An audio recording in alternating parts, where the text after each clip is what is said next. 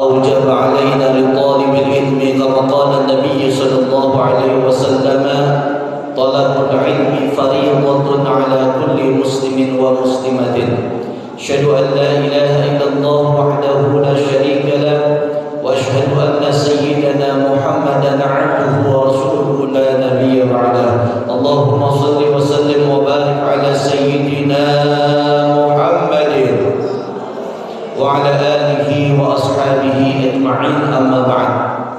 Yang sama-sama kita hormati segenap para tokoh masyarakat ummahat di lingkungan Masjid Jami Al-Qudwah atau Majelis Ta'lim Al-Qudwah, yaitu para ibu-ibu ustazahnya. Belah mana ibu ustazahnya, Bu? Belah mana? Belah mana ustazahnya, yang mana belah mana? Semuanya ustazah. Oh, Masya Allah. Nah berarti kalau semuanya ustazah, siapa yang ngaji? Ustazah buat anak-anaknya, Insya Allah. Ustazah buat suaminya. Loh, maksud suami? Emang suami diajarin sama bini? Ya, Insya Allah. Jamaah sekalian berbahagia, semua yang hadir pada kesempatan kali ini teriring doa semoga Allah berikan kesehatan kepada kita, semoga Allah berikan umur yang panjang kepada kita dalam taat ibadah kepada Allah dan ittiba kepada Rasulullah sallallahu alaihi wasallam. Amin ya rabbal.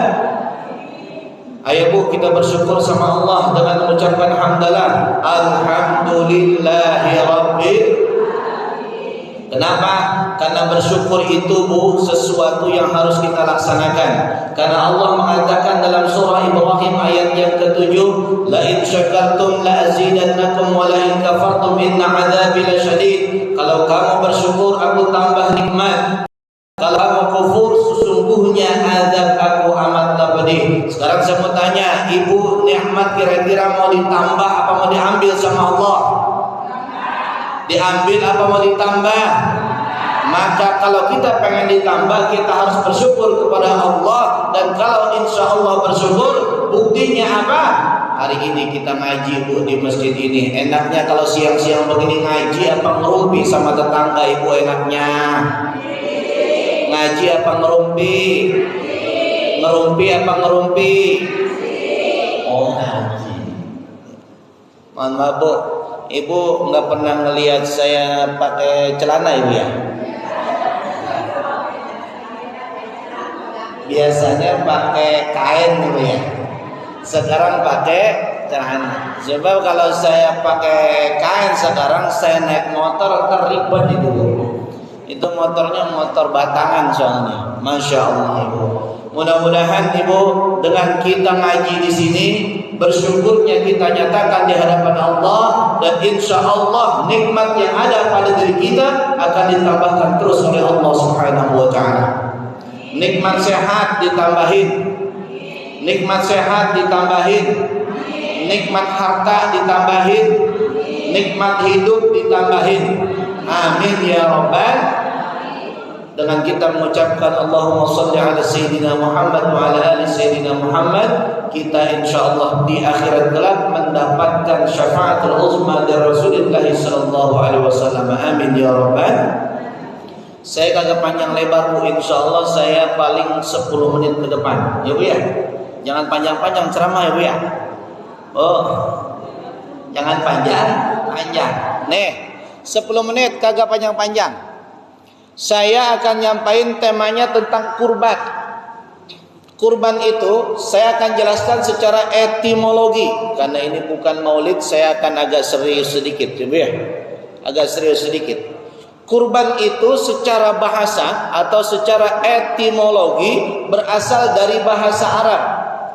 Ada yang kemudian mengambil asal katanya atau akar katanya adalah qarraba yuqarribu qurbanan. Ada juga yang mengambil akar katanya kepada qarraba yaqrabu qurbanan. Jadi ada dua tuh, Bu, sebenarnya. Tetapi pada masdarnya itu sama. Artinya masdarnya itu adalah bentuk ketiga. Dari awalnya adalah fi'il madhi, kemudian kedua fi'il mudhari, sedangkan masdarnya yang ketiga sama kalimatnya, qurbanan atau qurbanun.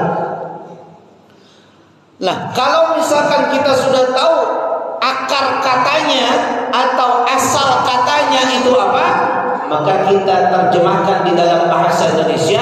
Kata qarraba diartikan sebagai mendekatkan kita. Kemudian kata qaraba juga sama, mendekatkan kita. Pertanyaannya, mendekatkan kepada siapa? Mendekatkan kita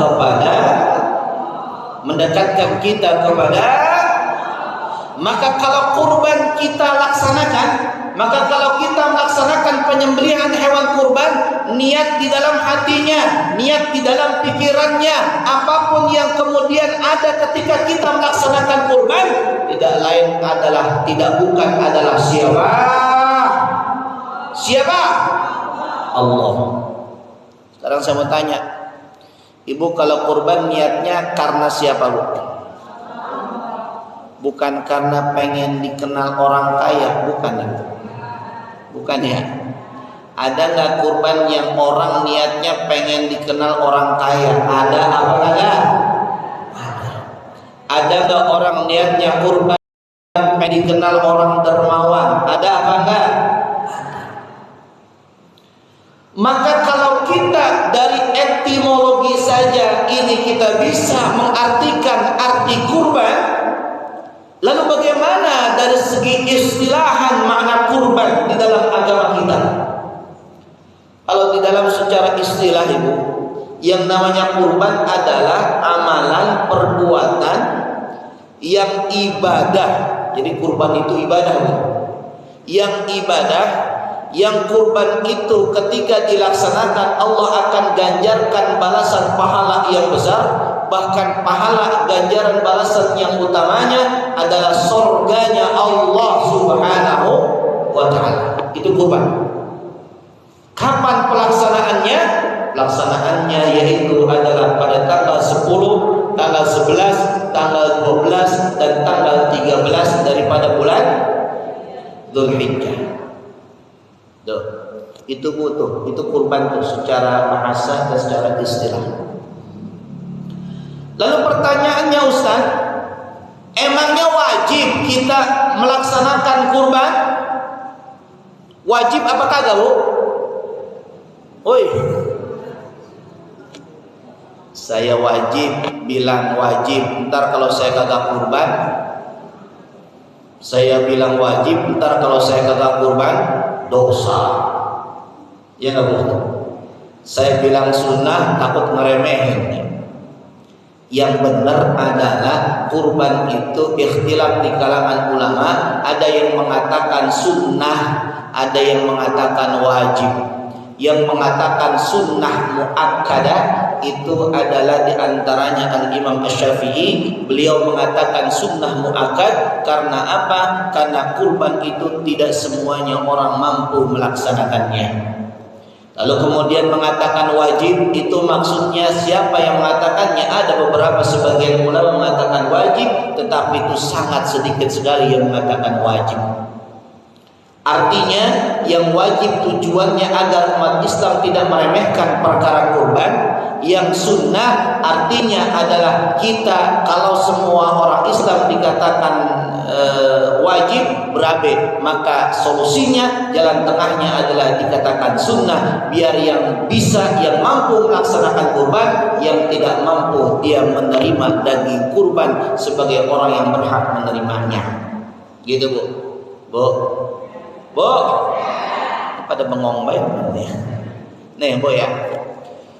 Jadi sekarang saya mau tanya, hukum kurban sunnah apa wajib? Sunnah. Wajib bagi yang, nah bener gitu, Bu. Wajib bagi yang mampu. Ada orang kaya, Bu, rumahnya gede, bahkan 3 lantai dia punya, mobilnya banyak banget, Ibu, tapi dia kira-kira kagak mau kurban. Itu dosa apa kagak, Bu? Dosa. Mendingan nenek-nenek, mana nenek sini ya? Nenek ini nenek ya? Nenek ini ya? Yang muda jangan belagu nenek dah, jangan. Yang muda masih kelihatan nama saya gitu. Yang nenek-nenek misalkan nenek mau kurban, nenek mau kurban. Terus nenek pengen kurban, merencanakan, kan tinggal beberapa hari lagi nih ke depannya kurban. Nenek nabung karena satu kambing itu 3 juta rupiah, maka kalau misalkan dihitung sekarang, misalkan tinggal 10 hari lagi, misalkan nih ya, tinggal 10 hari lagi, maka nenek harus mengumpulkan uang. Satu harinya berapa duit Ibu? 300. Itu nenek nabung sampai hari H terkumpul 3 juta rupiah. Itu lebih baik nenek dan dia dapat pahala yang besar dari Allah lantaran dia menabung untuk melaksanakan penyembelihan hewan kurban. Sekarang saya mau tanya, nenek-nenek kalau udah tua megang HP apa kagak? Oh, jawab yang kencang. Nenek-nenek kalau udah tua megang HP apa kagak? Naik motor apa kagak? Naik mobil apa kagak? Kalau ada orang kaya main HP, punya mobil yang cakep, rumahnya banyak, tidak beli hewan kurban, lebih mulia mana? Nenek-nenek apa orang kaya? Nenek-nenek apa orang kaya? Makanya kalau kita pengen mulia harus jadi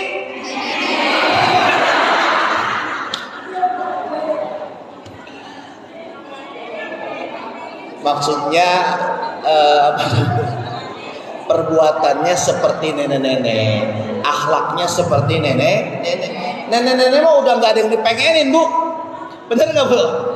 Kali dia gitu pengen beli HP yang terbaru, kagak, bener nggak? Kagak. Lah kalau emak-emak kayak gini yang masih muda pengen pastinya, apalagi kalau ngeliat mobil Fortuner yang terbaru, pengen kapan gua naik mobil itu, kan begitu ya? Nenek-nenek enggak, udah pengennya akhirat nek, nanti kambing yang nenek potong itu jadi tunggangan nenek jalan menuju ke sorga. Meskipun hadis ini lemah, saya katakan Bu, saya kalau yang hadisnya lemah saya katakan lemah karena memang nggak ada keterangan yang kuat. Tetapi untuk fadhailul a'mal itu boleh kita pakai sebagai spirit atau motivasi kita dalam beribadah. Begitu. Tuh nek.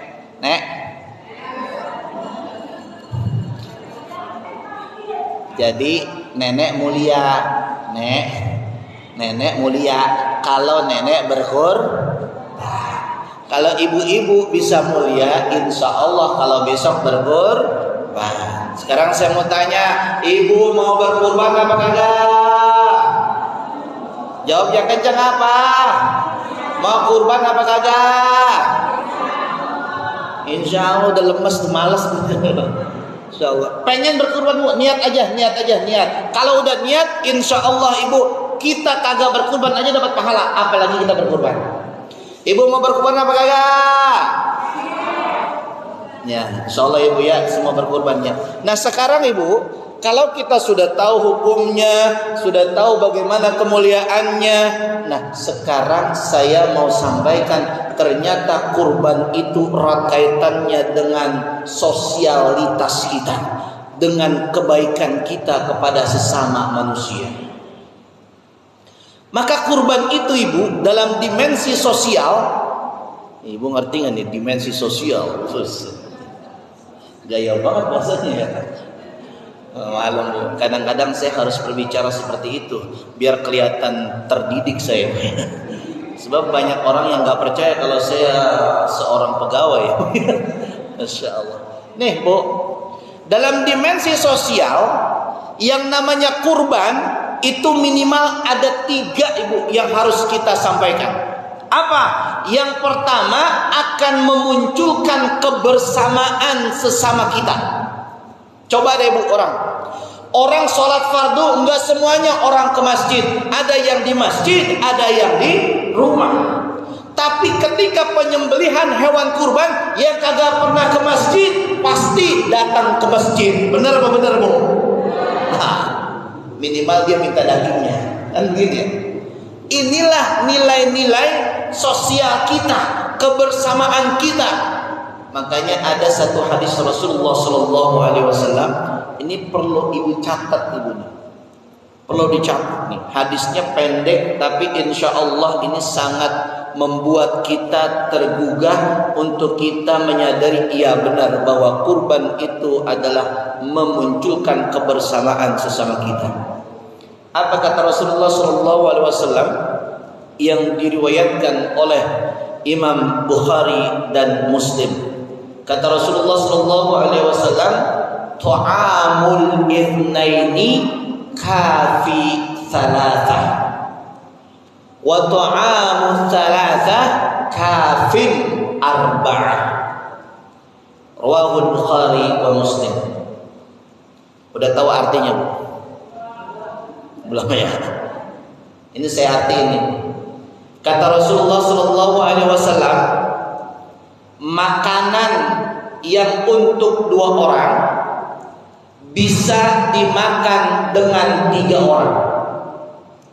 Makanan yang dimakan untuk 3 orang bisa dimakan untuk 4 orang. Inilah bagaimana kita berkurban, yang kurbannya 1 orang tapi bisa dirasakan oleh banyak orang di sekitar rumahnya. Benar atau benar Ibu? Makanya kalau nyari hewan kurban jangan yang kecil, jangan yang kuntet. Tahu yang kuntet Ibu? Kuntet, tahu kuntet? Kurus, udah gitu kurus ada penyakitannya lagi Bu. Matanya belekan, kupingnya hilang. Itu kuntet namanya Bu. Sekarang Ibu saya mau tanya, kalau Ibu beli kambing untuk kurban, harga yang 5 juta apa harga yang 2 juta Ibu? 5 juta, alhamdulillah. Itu baru ngomong doang ya. Pengennya, iya. Tapi Bu, saya mau tanya lagi. Ada kambing harga yang 8 juta sama 5 juta. Kira-kira yang berapa juta yang Ibu beli? Berapa? 8 juta. Ini baru ngomong Ibu ya? Baru ngomong. Kenyataannya Bu, biasanya kita kalau misalkan kita mau berkurban sesuai budget kita. Benar apa benar Bu? Kalau ada yang lebih murah maka pilih yang lebih. Jangan sampai. Jangan Bu, jangan sampai yang lebih murah. Karena kalau yang lebih murah, saya katakan Ibu, mohon maaf, kan tadi tujuannya untuk memberikan kepada saudara kita. Kalau tujuannya untuk memberikan kepada saudara kita, biar banyak kebagiannya, maka kambingnya harus yang gede, harus yang besar. Maka orang kita supaya kebagian semuanya, kebanyakan bukan kambing yang disembelihnya. Apa? Yang disembelihnya adalah sapi. Karena tidak semua orang makan kambing. Benar gak Bu? Saya aja nggak pernah makan kambing Bu. Percaya nggak? Percaya nggak? Saya nggak pernah makan kambing Bu. Ibu makan kambing nggak? Benar. Berarti Ibu paham ya. Saya nggak pernah makan kambing, tapi saya makan sate Bu. Dagingnya aja saya nggak saya makan Bu ya. Saya biasanya semur. Ibu makan daging kambing makan Bu. Masya Allah. Jamaah sekalian berbahagia, itu Bu, prinsip yang pertama yang kita harus yakini bahwa yang namanya kurban itu sosial yang pertamanya kita harus ngajak makan orang Ibu. Maka daging dibagikan dan dagingnya kagak boleh dimakan sendiri sama orang yang berkurban. Ya terus Bu, mau kemana? Ayo silakan Bu terus. Nih ya tuh. Itu yang pertama. Yang kedua Ibu, yang namanya kurban itu wujud rasa cinta kita kepada saudara kita.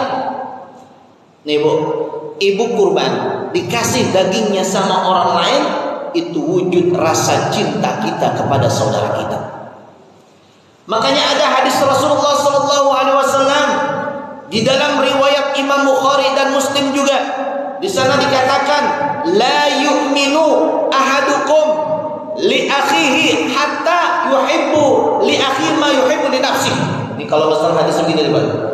Kata Rasul, nih Bu, kata Rasul, tidaklah beriman la yu'minu ahadukum hatta yuhibbu li akhihi ma yuhibbu li nafsihi, sampai dia mencintai saudaranya sebagaimana dia mencintai dirinya sendiri. Ibu, jadi ibu ngaku beriman tapi berantem sama tetangga. Kira-kira ibu beriman apa kagak? Ya jawabnya pelan banget ini. Kayaknya yang berantem banyak banget ya rumahnya. Ulangin lagi ya. Ibu ngaku beriman kepada Allah tapi ibu ribut sama tetangga. Ibu beriman apa kagak?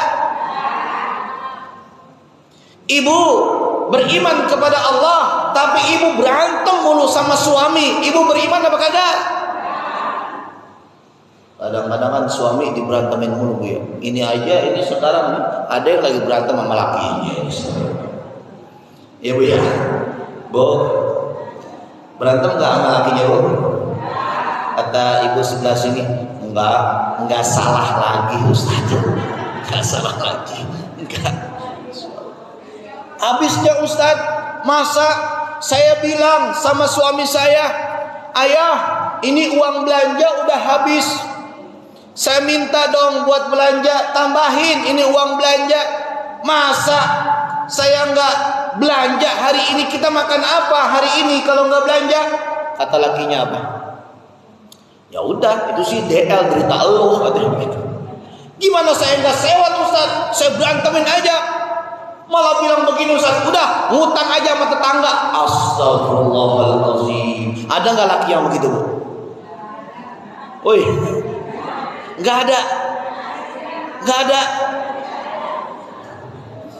Kok saya kagak yakin? Kenapa ya? Udah ibu, karena ibu minta duit kagak dikasih sama suami ibu.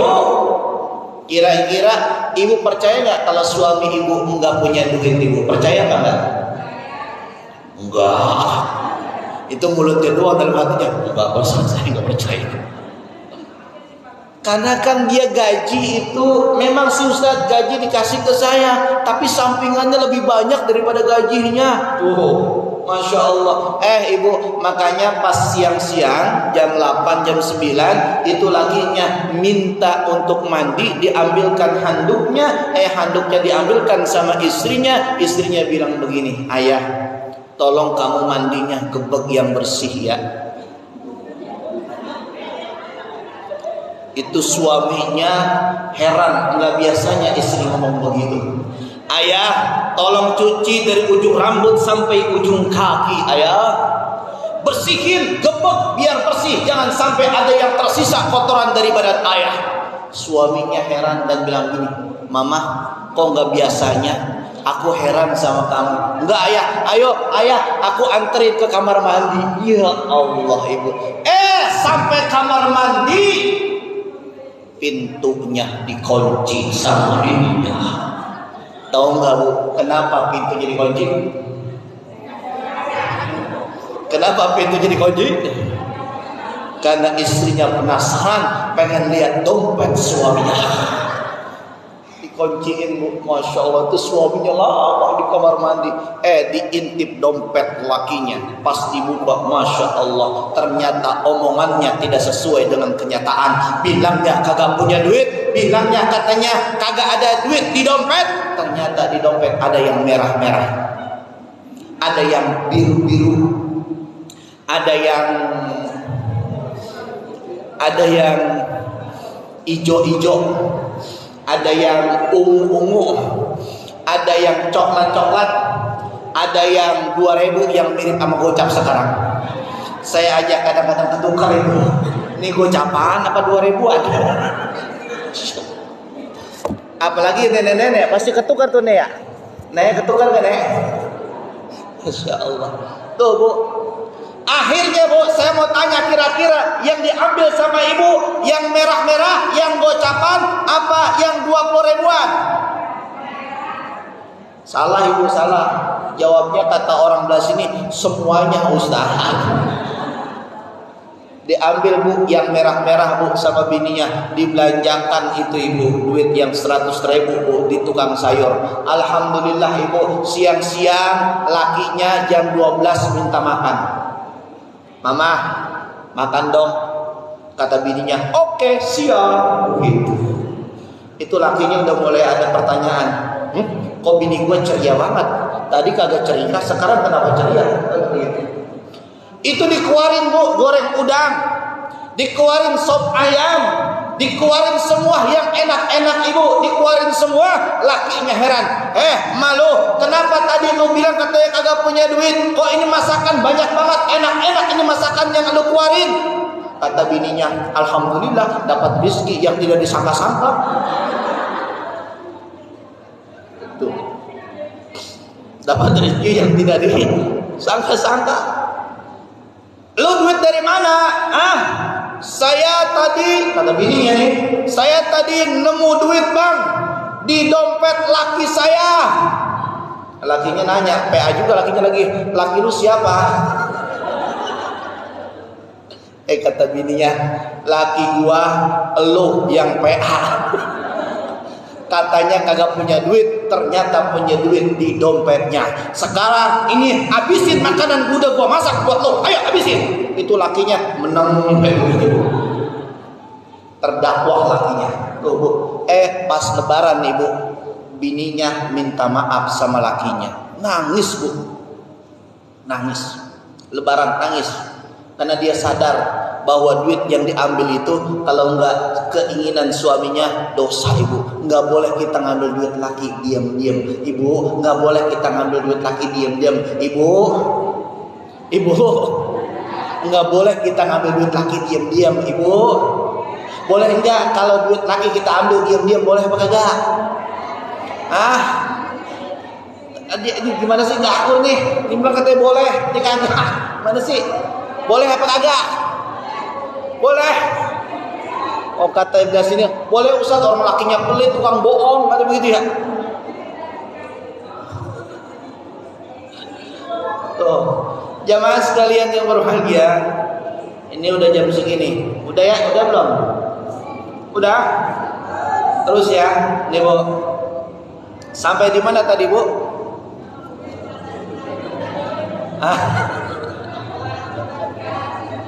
Ya, wujud rasa cinta ya. Jadi ibu, yang namanya rasa cinta kepada saudara kita diwujudkan dengan kita memberi daging pada hari raya Idul Adha.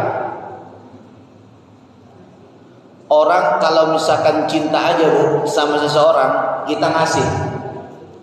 Suami sayang istri, oi dengerin nih, suami sayang istri, itu istrinya minta apa aja pasti dikasih sama suaminya. Benar nggak benar bu? Ibu minta misalkan HP baru, itu suami pasti ngebeliin HP baru. Ibu minta motor baru, suami cinta sama ibu, maka suami akan ngebelikan motor baru buat ibu. Suami cinta sama istri, istrinya minta emas, maka emas dibelikan buat istrinya. Itu tanda kita saling mencintai, tanda kita rasa cinta, kita saling memberi kepada sesama kita. Bu, ibu kalau dikasih sama suami ada uang belanja, uang make up, uang jalan-jalan, uang emas, uang shopping, ada nggak bu? Semakin banyak pemberian yang suami berikan ke ibu, semakin banyak cintanya sama ibu. Sekarang saya mau tanya, dari 5 itu mana yang diberikan sama ibu? Uang belanja doang? Uang belanja doang? Sama nggak kira-kira? Sama. Berarti rasa cintanya belum begitu utuh. Semuanya dikasih? Bohong itu. Makanya bu, kalau suami yang paham, istrinya sakit, istrinya meriang baik, jangan dibawa ke puskesmas, jangan dibawa ke rumah sakit, tapi dibawa kemana ibu? Kemana? Toko emas. Bener bu? Itu kira-kira bu, meriangnya, puyengnya, sumengnya sembuh apa orang? Sembuh. Tuh. Makanya bu, suami mah pokoknya Tenang aja mas, mas mah beres pokoknya. Yang penting ada rumah, nggak akan berantakan mas. Yang penting ada. Pokoknya mas mau pulang mau kagak, yang penting ada.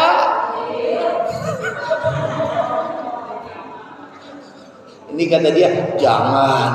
Saya kan bukan hanya nafkah lahir, ya, tapi juga nafkah batin. Jangan seperti yang Blasono bu, Blasono. Ada si Pirgon sama si Inara bu ya. Si Inara kan cantik ya bu ya. Bu, tahu nggak Inara bu? Masa si Inara dicerai sama si Pirgon ibu? Coba kalau saya kenal sama si Inara itu. Si Pirgon cuma bisa nyanyi doang gitu bu ya. Ya elah, suami sebagai suaminya tidak sayang sama si Inara. Ya Allah Inara, sungguh malam nasibmu Inara. Ya Allah. Ya Allah. Apalagi kemarin bu, tuh, yang kasus yang katanya pasangan yang terheboh. Siapa? Si Lesti sama si Bilar. Nah, masa si Lesti cekek gitu? Ya Allah. Apakah ada rasa cinta di situ? Nggak ada itu. Apa? Cekek saya dibantu. Jangan membohongi diri, jangan. Iya benar. Iya. Ini pendukungnya Bilar. Benar. Pendukungnya Bilar, benar. Iya benar. Ini haternya Lesti ya. Tuh bu ya. Maka rasa cinta kita harus kita buktikan, salah satunya dengan memberi kepada sesama. Kalau kita sayang sama istri, maka berikanlah istri sesuatu apa yang diinginkan. Kalau kita sayang kepada anak kita, maka berikanlah sesuatu itu yang disenangi oleh anak kita. Anak kita pengen pesantren, maka ibu penuhi keinginannya untuk masuk pesantren. Jangan masuk pesantren cuma gara-gara, mohon maaf ibu, cuma gara-gara gengsi. Anaknya nggak mau pesantren, tapi gengsi sama tetangga, akhirnya di pesantrenin anaknya. Ada nggak orang tua yang begitu? Banyak. Akhirnya anaknya kagak benar di pesantren, dia bolos dari pesantrennya. Ada nggak yang anaknya bolos dari pesantren? Ada nggak? Harusnya kalau ibu mau baik hati begini, nah anak ini harus diajak diskusi. Nah, kamu ibu pesantrenin ya, karena untuk masa depan kamu, ibu kayaknya lebih yakin kalau kamu berada di pesantren. Munculkan kesadaran dulu di dalam hati anak kita, baru anak kita di pesantren. Anak kalau ditekan itu bu, seperti per, tahu per nggak bu? Per tahu nggak per? Per ditekan. Ketika ditekan, anak itu ngikut. Tapi ketika kita tidak kontrol, anak itu kita lepas, maka per itu akan lompat jauh. Begitulah psikologi pendidikan anak kita kalau kita paksa. Maka kalau anak ingin kita pesantrenkan, ibu harus kasih kesadaran kepada dia dengan nasihat. Dan kalau mereka sudah sadar, insya Allah mereka akan lebih kuat lagi berada di pesantrennya. Tuh, siapa yang orang tua anaknya pengen di pesantren tapi anaknya kagak mau pesantren? Siapa? Angkat tangan. Ada? Woi, lah ini gimana sih? Siapa yang anaknya pengen pesantren tapi orang tuanya kagak pengen pesantren? Ada gak? Anaknya pengen pesantren tapi orang tuanya kagak pengen pesantren. Kenapa? Karena terkait biaya, bisa gitu. Benar nggak bu? Ada nggak anak yang pengen pesantren tapi orang tuanya kagak mampu? Ada nggak? Kalau ada yang model begitu, woi dengerin, woi. Kalau ada yang model begitu, ada pesantren gratis yang siap menampung anak-anak ibu. Sebab kenapa? Karena prinsipnya pesantren itu adalah pengabdian untuk umat, bukan mencari uang dari pesantren. Saya ulangi, pesantren tujuannya awalnya adalah pengabdian untuk umat, bukan untuk mencari uang di pesantren. Dulu kiai-kiai kita kalau di pesantren itu Nggak ada santri yang bayar ibu, nggak ada. Woi dengerin ya, dulu kiai kita ada nggak pesantren yang bayar? Ada nggak zaman dulu? Orang tua ngasih anak ke pesantren cuma bawa karung bu, dipanggul tuh karung isinya padi, isinya beras. Kiai ini buat makan santri. Kiai sayuran ini buat lauknya santri. Ikan begitu. Tuh. Ini jangan ngerumpi dewekan lah. Woi. Jangan ngerumpi dewekan. Tuh. Artinya begini, Bu. Yang namanya kita sekarang anak kita pengen pesantren, kita kagak punya biaya, banyak solusinya. Bukan hanya ada pesantren yang berbayar, tapi juga ada pesantren yang tidak berbayar. Betul Pak, betul Bu? Tuh. Jadi ibu jangan khawatir, karena masih banyak orang-orang yang masih pada berada di garis yang lurus, insya Allah. Ya, karena prinsipnya dakwah itu enggak berbayar. Saya mendengarkan cerita dakwahnya Ustadz Fadlan yang dari Papua, ibu. Ibu kenal bu Ustadz dari Papua itu? Fadlan Garamatan namanya. Beliau itu dakwah di pedalaman Papua, ibu. Emangnya dibayar? Kagak. Nih dengerin nih, woi dengerin ya. Saya kadang-kadang ngenes bu, ada Ustadz yang kemudian orientasinya dunia, sehingga ketika dia ceramah harus menghasilkan dunia. Lalu bagaimana, apa kabar ustadz-ustadz yang dakwah di pedalaman Papua, ustadz-ustadz yang dakwah di pedalaman Kalimantan? Apakah mereka mengharapkan dunia? Tidak sama sekali. Dan kita harus berterima kasih sama mereka, ustadz-ustadz yang di sana. Mereka taruhannya nyawa ibu, ketika datang ke sebuah suku dan kepala sukunya menolak dakwah Islam, mereka bisa jadi korban pembunuhan oleh ketua sukunya. Kenapa? Karena musuh itu sudah ada di depan mata, tombak sudah siap akan menusuk kita ibu. Nah Ustadz Fadlan pernah kena tombak ketika beliau berdakwah. Kalau saya mah gampang dakwah di sini, gampang. Nih saya pulang dari sini nih pasti diamplopin nih, ya bu ya. Kan gampang saya mau dakwah begini, iya nggak bu ya? Urusan gede kecil urusan belakangan.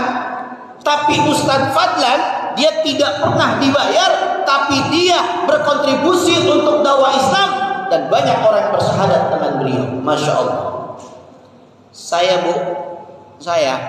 Ibu tanya saya coba, Ustadz udah berapa orang yang bersyahadat sama Ustadz?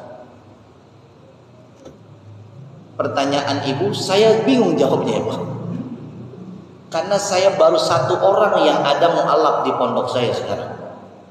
Ada santri saya mu'alaf, dia baru ada kurang lebih 5 bulan tinggal di pondok saya.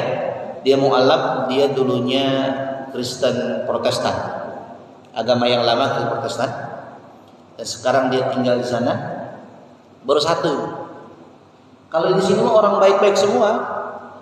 Dakwah saya ya ringan kecil, nggak ada kan yang ngelawan sama Ustadz di sini, nggak ada. Ada apa nggak di sini? Nggak ada kan? Tapi Ustadz Fadlan siap-siap melawan orang yang sombong, dengan sombong sama Ustadz. Karena gini bu, mohon maaf, orang yang ketika menolak dakwah itu dikategorikan adalah orang yang sombong. Kata Rasulullah SAW, orang yang sombong itu apa?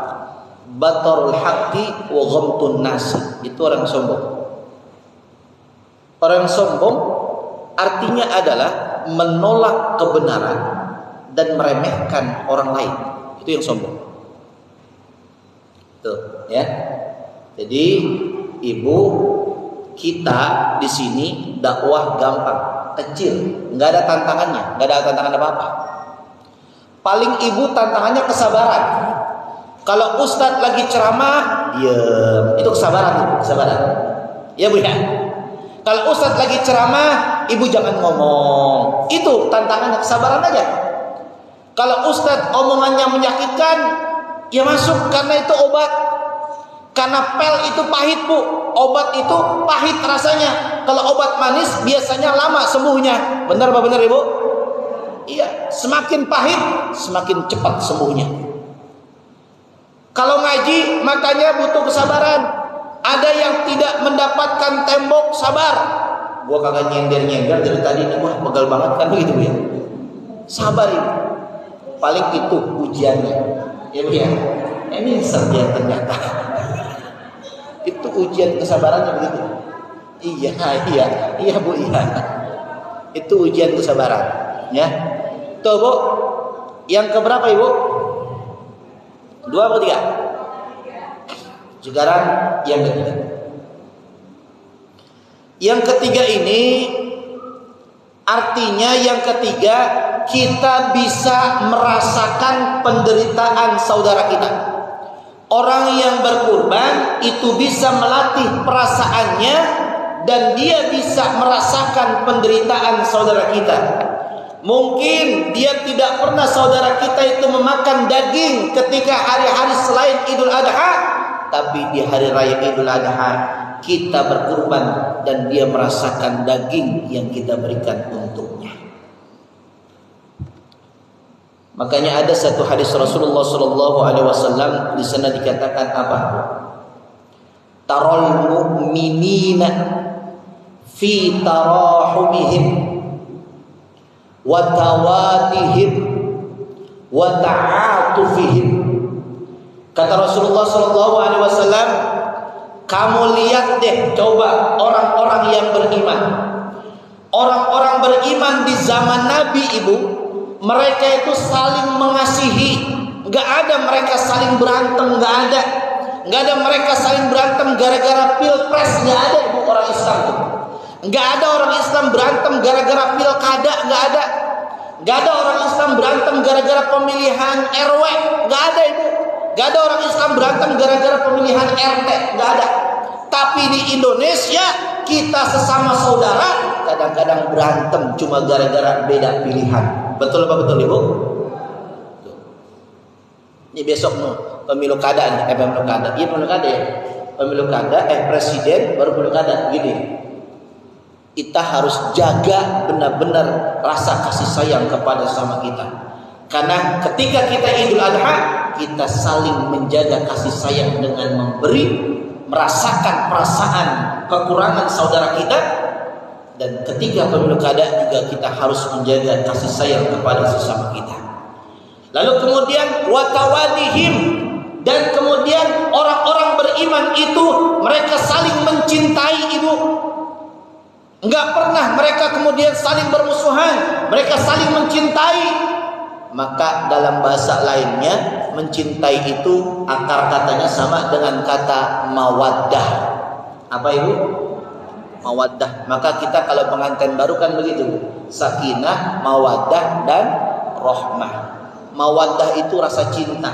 Suami ibu cinta, ibu juga cinta sama suaminya. Maka ini harus kita pupuk. Lalu kemudian wa ta'atufihim, dan yang ketiga kita saling mengkaitkan diri kita dengan saudara kita. Kita akan sangat dihargai kalau kita menghargai saudara kita. Betul betul Ibu? Begitulah orang-orang yang beriman di zaman Nabi dan kita harus mengikuti mereka. Tuh Bu. Jadi ada berapa Bu? Ada berapa? Yang pertama, ya, yang ketiga, yang kedua, yang ketiga, ya, merasakan penderitaan saudara kita. Tuh, 3 hal yang harus kita perhatikan. Sekarang saya mau tanya, berarti kita besok berkurban apa kagak Ibu? Berkurban apa kagak? Insya Allah. Ya, ini ada yang online ngomong nih Bu. Oh iya. Oh iya. Assalamualaikum, punten nyimak kajian Pak Ustadz. Oh iya, nyimak doang berarti dia. Ya udah Bu, itu saja yang dapat saya sampaikan. Silakan saya mau kasih waktu Ibu untuk tanya jawab. Mungkin 1-2 orang yang bertanya terkait tentang kurban. Mungkin ada yang belum saya sampaikan terkait tentang kurban, silakan ditanyakan. Tafadhol Ibu, silakan. 1-2 orang dulu silakan.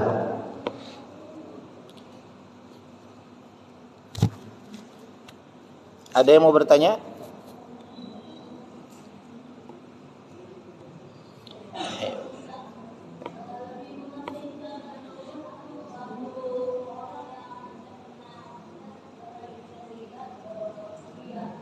riba. Udah itu aja. Pertanyaan pertama, Ustadz, ini ada dua masalah nih, ada dua perkara. Perkara pertama adalah kurban. Perkara pertama adalah kurban. Perkara yang kedua yang datang bersamaan adalah membantu saudara kita yang sedang terlilit hutang. Gitu ya. Rentenir. Pertanyaannya Ustaz, kira-kira sebagai sesama muslim, mana yang kita dahulukan? Apakah kepentingan pribadi kita melaksanakan penyembelihan hewan kurban, atau kita membantu saudara kita yang sedang terlilit hutang? Tak dulu apa? Tak dulu.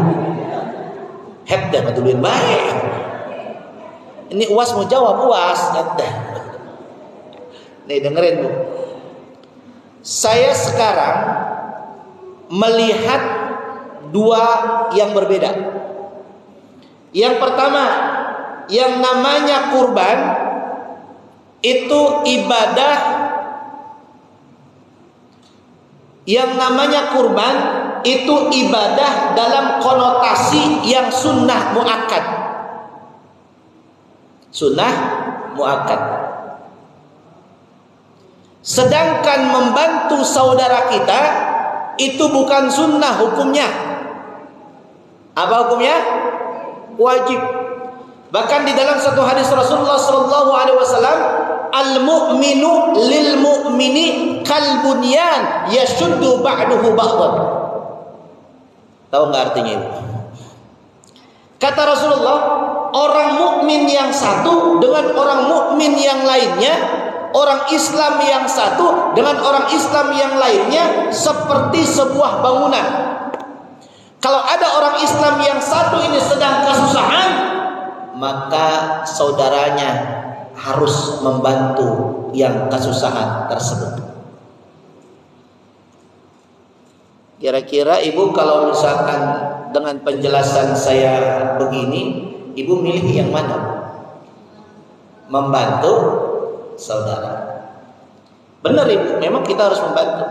Bahkan ada satu hadis Rasulullah SAW, kalau kita pengen dibantu sama Allah, maka bantulah saudaramu sesama muslim. Jadi Ibu sekarang bantu nih orang yang kesusahan. Nanti Ibu susah, Allah akan kirimkan orang untuk ngebantu Ibu. Kira-kira utangnya gede apa kecil? Mayan. Kurban kambing 3 juta, Ibu ngebantu utangnya ada 10 juta, Ibu bantu semuanya 10 juta. Masih kurang, Ibu masih kurang. Iya Bu. Itu bagus Ibu pilihannya, harus ngebantu saudara kita yang sedang kesusahan. Tetapi kalau Ibu bisa berkurban juga itu lebih bagus. Ngebantu saudara kita laksanakan, dan kita berkurban juga jangan kita tinggalkan. Begitu Ibu ya. Kan duit Ibu masih banyak Ibu ya. Punya mobil enggak Bu? Punya mobil enggak? Jual mobilnya. Kan bisa akhirnya membantu saudara kita dan kita bisa berkurban. Benar enggak Bu? Nah, iya.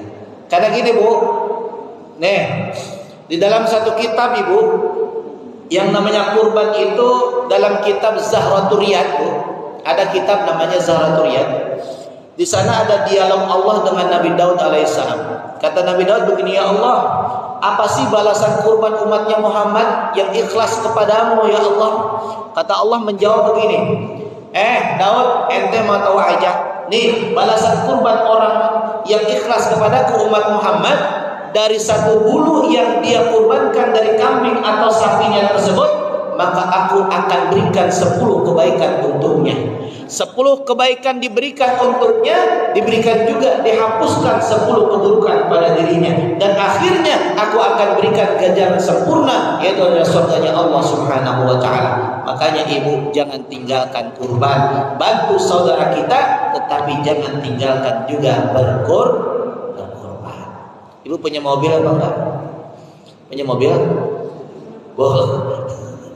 Jual mobilnya, langsung bantu saudaranya. Itu kata keutamaan daripada kitab Zahratul Riyad terkait tentang kurban. Itu Bu. Jadi pilihan ibu adalah ngebantu saudara, lalu kemudian berkurban. Ada lagi yang mau bertanya, silakan. Halo? Ada lagi?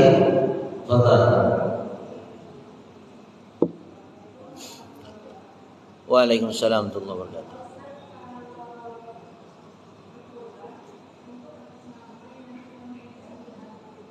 Baik. Jamaah sekalian, yang namanya ibadah, ibadah itu, dengerin ya, ibadah itu ibadah kurban itu dilaksanakan bagi yang sudah meninggal apa yang masih hidup? Jawab yang benar apa boleh? Woi, kompak, jangan diam baik, jangan liatin jam baik, dari kan liatin jam baik. Ibadah kurban itu dilaksanakan sama orang yang masih hidup apa orang yang sudah meninggal? Masih hidup. Jadi ibu kalau mau kurban, buat nama ibu aja, nggak usah buat yang lain. Tapi Ustadz, orang tua saya dapat pahala nggak ketika saya berkurban? Dapat. Ustadz, anak saya soleh nih, dia baca Quran. Saya udah meninggal, kira-kira dapat nggak saya pahala dari anak saya yang soleh tersebut? Dapat nggak, Bu? Jadi nggak usah pusing perkaranya, nanti pahalanya buat siapa? Ini ngapa sih lagi? Emang kalau sini Bu, ini kalau mic pengajian begini Bu. Ya, kalau mic pengajian begini Bu. Kalau mic dangdutan bagus biasanya, gitu ya. Minum dulu. Jangan Bu, jangan. Biarin, jangan kasihani saya Bu, jangan. Nih, jadi tadi pertanyaannya, boleh nggak buat yang sudah almarhum ya? Kalau saya sih mengatakan yang namanya dibadalkan berarti kan? Dalam kacamata pandangan agama saya nggak usah dibadalkan. Karena itu perkara yang sunnah, bukan perkara yang wajib. Kenapa di dalam agama kita ada namanya mengqadha? Tahu kan? Kenapa ada yang namanya ngebadalkan? Kenapa? Karena itu perkara yang wajib. Sekarang saya mau tanya, kurban wajib apa sunnah? Kok yang sunnah dibadal-badalin? Nggak bisa. Adapun Nabi, ini Nabi Bu pernah. Nabi itu yang sunnah bagi diri kita, wajib bagi Nabi. Kita sholat sunnah 2 rakaat qobliyah atau ba'diyah itu sunnah, tapi bagi Nabi itu hukumnya wajib. Nabi tidak pernah meninggalkan sholat sunnah. Kita sholat tahajud sebulan paling berapa kali Bu? Tapi Nabi setiap malam sholat tahajud. Kenapa? Wajib bagi Nabi. Maka suatu saat Bu, Nabi ditanya sama istrinya. Kalau nggak salah istrinya namanya Ummu Salamah. Dan istri Nabi bukan satu doang Bu. Istri Nabi banyak. Jawab apa? Apa takut banget, sensitif banget sama bini nih. Istrinya Nabi bukan satu doang, tapi istrinya Nabi. Nah, begitu jawabnya benar. Takut banget. Istrinya Nabi nanya, "Ya Rasulullah, kenapa engkau melaksanakan qobliyah? Kenapa engkau melaksanakan ba'diyah asar? Padahal engkau mengajarkan kagak ada sholat sunnah setelah sholat asar. Haram." Kalau Rasul mengatakan begini, istriku, aku tidak melaksanakan ba'diyah sholat asar. Aku tidak melaksanakan sholat ba'diyah. Ba'diyah asar enggak. Aku tadi ketika ba'da zuhur ada tamu yang harus aku jamu, dan tamu itu wajib aku hormati. Karena menghormati tamu itu wajib, sedangkan ini adalah sunnah bagi engkau, tetapi bagi diriku wajib. Maka aku terima tamu dan aku tidak bisa melaksanakan ba'diyah zuhur. Berarti Rasul, engkau ini melaksanakan sholat apa? Aku mengqadha ba'diyah zuhur, tapi dilaksanakan setelah sholat asar. Tuh. Jadi yang namanya dibadal, yang namanya diqadha itu yang wajib, bukan yang sunnah. Namanya juga sunnah. Sunnah itu nafil. Sunnah itu tambelan, nambel yang kosong-kosong, nambel yang wajib-wajib. Kenapa ada qobliyah? Kenapa ada ba'diyah? Itu penyempurna sholat fardu kita. Kadang-kadang sholat fardu kita masbuk, udah 3 rakaat sholat isya baru datang. Ada nggak yang begitu? Ada. Apalagi sholat subuh masbuk, sholat 2 rakaat masbuk, tinggal tahiyat doang. Ada nggak yang begitu, Bu? Ada, tapi masih mending, masih dapat pahala jamaah. Ada orang sholat subuh jam 7 pagi, ada nggak, Bu? Ada. Emang ente nggak pernah kesiangan? Ayo saya tanya, jujur, pernah kesiangan apa kagak? Pernah. Pengantin baru pernah kesiangan apa kagak? Oh, kesiangan dong aku. Orang kecapean dia. Tuh. Artinya begini, nih dengerin ya. Yang qadha itu yang wajib. Ustaz, emang ada sholat yang diqadha? Ada. Nih dengerin nih. Sholat yang diqadha itu ada. Rasul pernah melaksanakan sholat qadha ketika Rasul melaksanakan perang namanya perang Khandaq. Perang apa? Khandaq. Rasul melawan orang-orang kafir dari pagi sampai malam. Akhirnya dia melewati sholat Johor, sholat asar dilewatin sampai malam, baru dia melaksanakan sholat. Kalau dia enggak melayani orang kafir, bisa-bisa umat Islam kalah. Tuh, Bu.